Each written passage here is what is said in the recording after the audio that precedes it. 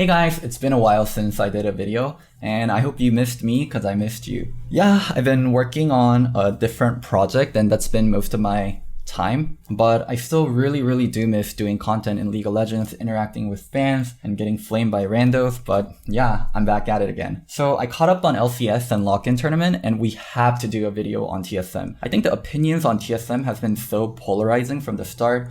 Why did they pick up Huni? Is SwordArt really worth that much money? And the disastrous lock-in tournament and week 1 they had a lot of people flaming them. But in week 2, they were able to get all 3 wins. And yeah, what do we think about TSM now? That's going to be the main focus I want to put in. I want to look at it with some hindsight, but also hopefully fairly balanced point of view on where TSM is at now and if all the hype was justified and if all the criticism was fair.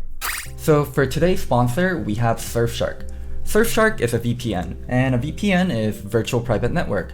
It basically allows you to mask yourself. And why would you need a VPN, especially if you're a gamer? Well, first of all, some game developers will limit what kind of games you can download, or you could get games really cheaply if you're from a different country. By using a VPN, you can mask yourself and pretend like you're in a different country, allowing yourself to get cheaper rates on games. And also, if you are going to use a VPN and I have a sponsorship, I have something for you guys. If you use my code Locodoco, you'll get 83% off and 3 months free. It's such an amazing deal, so don't forget to use it. Lastly, if you're not happy with the service you've gotten from Surfshark, they're gonna give you a 30-day money-back guarantee. So yeah, there's no risk at trying it at all. Don't forget to use the link down below and go try out Surfshark.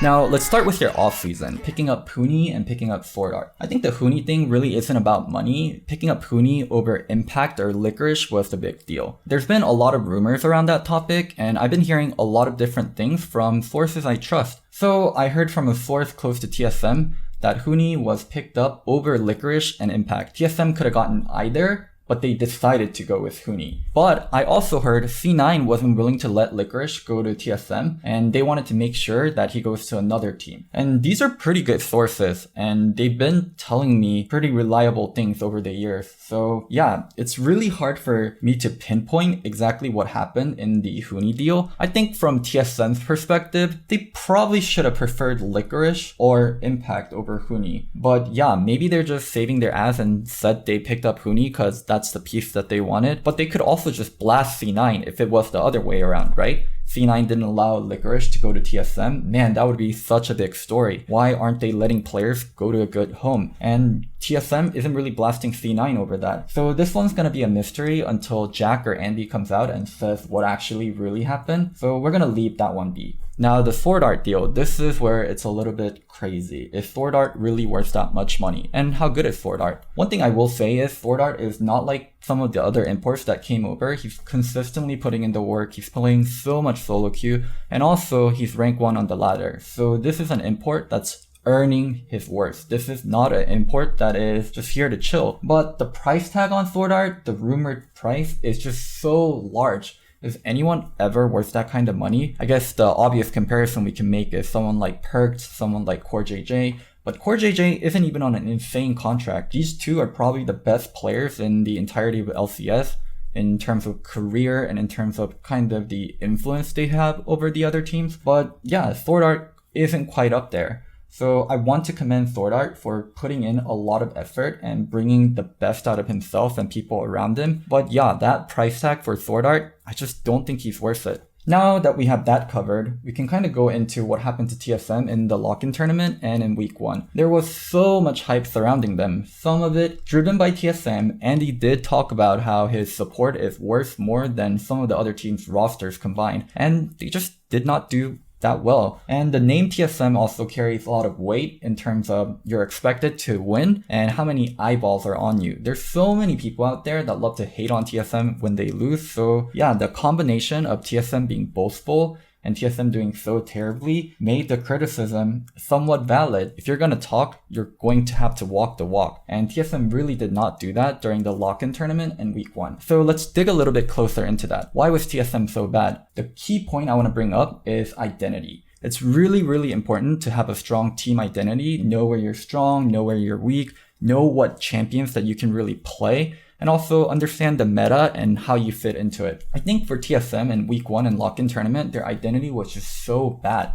They did not know what kind of team they wanted to be. Starting with jungle, Spica picked a lot of high priority, high pressure junglers, things like Talia, things like Nidalee, and I don't think TSM's picks were really supportive of that. With picks like that, you want early game priority, you want to play the game at a fast tempo, you want to have winning lanes, and yeah, Spica did not get any of those. I think a really good example of a team setting up well for their jungler is the old Golden Guardians and the new 100 Thieves. I think Closer is consistently in a place where he can succeed. Demonte's picks always really go well with Closer. Things like TF, things like Galio, he's playing around Closer, he's making sure he's giving up his lane and getting priority and helping him out much as possible. And I just didn't see that from Power of Evil nor Huni. Now, speaking about Huni, my god, his lock-in tournament and week 1 was really bad. But also, I think he had picks that should have never really been there. So the key one I want to point out is Gnar. I'm sure this one has been talked to death, but I still want to say my 2 cents. I think Gnar is in a really awkward position in the meta. So traditionally, his position in the meta was a tank buster. Gnar would lane really well versus tanks, and he would also be very slippery, so you have a winning lane that's hard to gank. And later down the line, once he got Black Cleaver, he'd be able to split push on the tank, constantly put on pressure, and he could also match the tank's team fighting presence by turning into Mega Gnar and flanking or just participating in the team fight. So he was a very flexible tool that could do a lot of things. Split push, win lane, team fight, yeah, just very, very well-rounded champion. But nowadays, Gnar doesn't really win lane that hard. And also versus champions like Camille, it's so scary to play Gnar because it's incredibly hard to escape, and he has the lowest base stat in the game when he's in mini Gnar. And yeah, Camille's a very, very popular champion right now. And even beyond Camille, some of his good matchups just aren't that prevalent anymore. So yeah, I don't think Gnar's a good champion. But Huni picked it anyways, and he was just getting wrecked. He had really bad synergy with Spica, so there were a lot of times where his wave would be in a spot where it's pushing away from him, and Spica's jungling away. And to correct that, you just communicate in advance and you have a game plan on how you want to play your waves out early, where the jungle is going to start, whether or not you're going to split the map.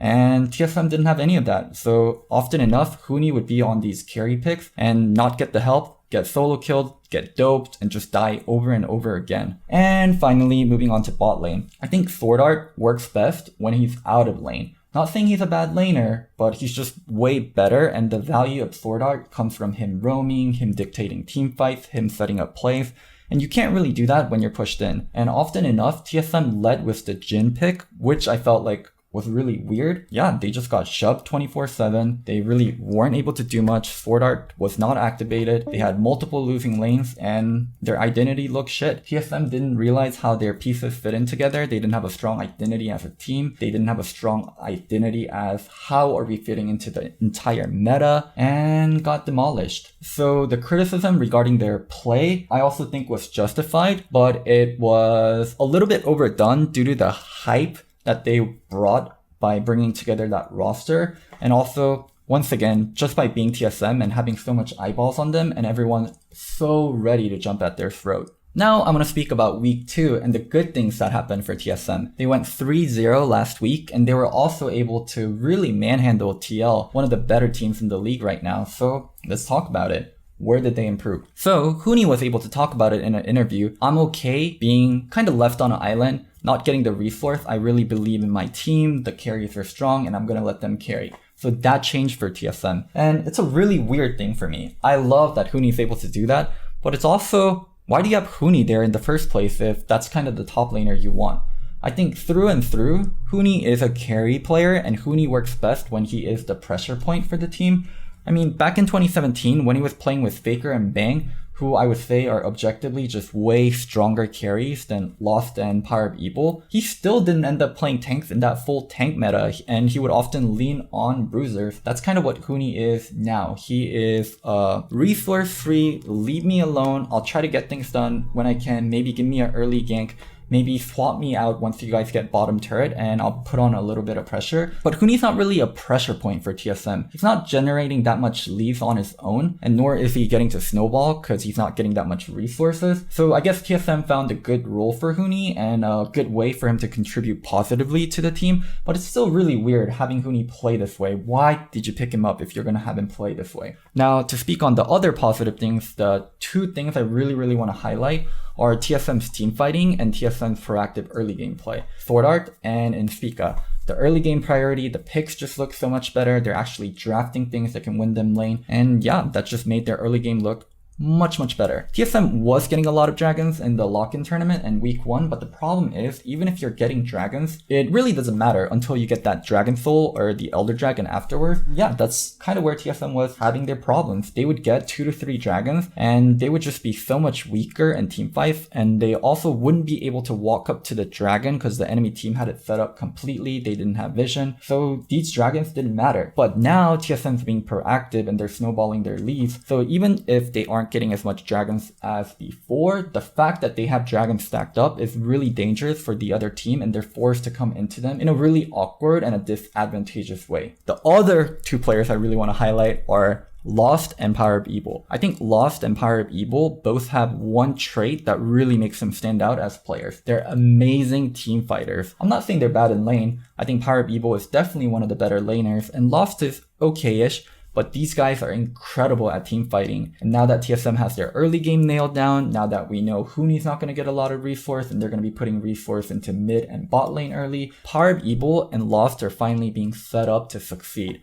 When these guys are on carries, like, they get work done. When people are engaging for them, when things are set up where the enemy team has to come into you because you set up Dragon, because you set up Baron, it's just so much easier to play as a backline. If you have strong backline, you really want to stay on the same side and let the enemy team come into you and make sure you're blocking off flanks. And TSM is doing that, and it's so good to see. I don't think this is like the most advanced League of Legends. I don't think this is TSM doing something revolutionary, but it has been the traditional TSM style for such a long time. Bjergsen, when he was playing for TSM, back when Doublelift was playing for TSM, I guess that's just a year ago, they had a really strong backline. This style has been very much home to TSM forever. I mean, ever since I coached them in 2014, this was our primary way to win. We have better backline, we're more coordinated in team fights, and we know how to set up for objectives better. They definitely took some of that identity with them and just ran away with it when they got Doublelift also. Now that we have Bjergsen and Doublelift, our team fighting is even stronger than before. And it's a really good way to win an A. Just be better in team fights, play around objective, because even if you mess up a little bit early game, most teams are really bad at snowballing. Maybe not so much with C9. And yeah, you're just going to be able to carry this way. It does limit them internationally, but that's so far off, and TSM and rest of North America really need to focus on what's going to work for them now and build a foundation. Because yeah, if you can't even play this style, how are you going to learn something else? So I am very hopeful for TSM's future, but I don't want to get too carried away. I still think TL and C9 are the favorites. And later down the line, when people are starting to play multiple styles, or if the meta dramatically changes and top lane carries really are the predominant way to play, I'm going to be very curious on how rest of TSM looks like. When SwordArt was consistently getting shoved in lane, and wasn't able to roam that much, when Spica didn't have priority from rest of the team, they did not look activated. The current TSM formula is strong lanes into good gank setups or pressuring with Spica into good team fighting later on. If that early game playmaking, if that early game plan of setting up the other members to succeed fails, I think TSM is going to run into a lot of problem. I don't think they're a team that's going to play particularly well from behind. And yeah, just looking at C9 and TL, I don't know how TSM is going to be better than them long term. Maybe Huni steps up really hard. Maybe Power of Evil and Spica develop insane synergy. But yeah, I want to lean on the side of Jensen Centauran. I want to lean on the side of Blabber and Perked. It's just really hard for me to picture how TSM can be above them in the future. So, hype for now, justified. Praise for week 2, justified. But just like we shouldn't get carried away with the criticism, let's not get too carried away with the hype. I think TSM is a good team and they found their stride. And let's see what week 3 brings and if teams can figure them out and make sure Spica doesn't get activated, make sure SwordArt doesn't get activated, make sure TSM can't just rely on their team fights. What if you split push on them? What if you play TF Camille? Never just get into the team fights and always keep pressuring Huni. What happens then? That's what I really want to see. And I think after that, we can have a stronger judgment on how TSM is as a team for the future. I hope you guys enjoyed this video. It's been a very long time since I've done one. I think I was rambling a little bit. I just haven't done a video in such a long time. So yeah, give me time. I'll get better. Oh, I do have one more thing to say. I'm not crazy. I'm just loco. Bye. Yeah, let's go. I ain't the first with the curse, with the thirst that I wanna be better, not worse, man it hurts. I'm on this earth with my words and I put them all together, insert, cause I wanna have worth. Working hella hard till they put me in the dirt. Gonna go far, man, listen to my words.